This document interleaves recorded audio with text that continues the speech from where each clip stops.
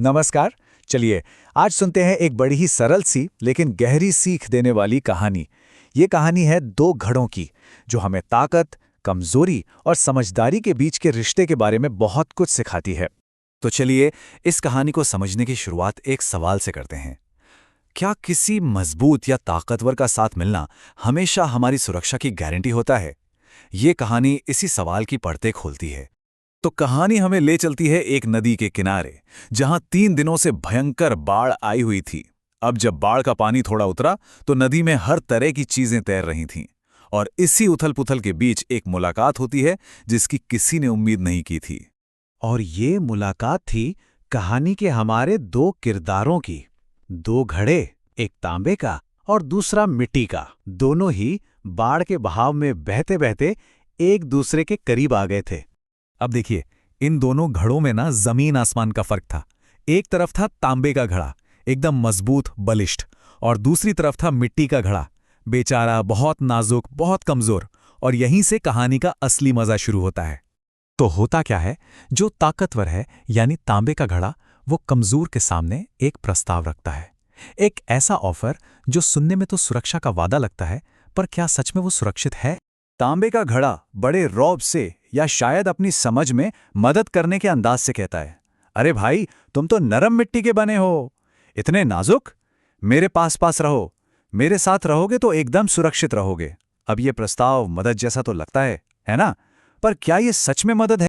अब देखने वाली बात यह है कि मिट्टी का घड़ा इस पर क्या कहता है, और यहीं पर हमें कमजोर की असली समझदारी, उसका विवेक देखने को मिलता है।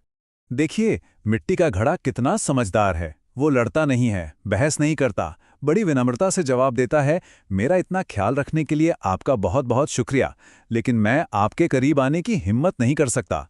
आप बहुत मजबूत हैं और मैं ठहरा नाजुक। जरा सी भी टक्कर हुई तो मेरे तो टुकड़े टुकड़े हो जाएंगे।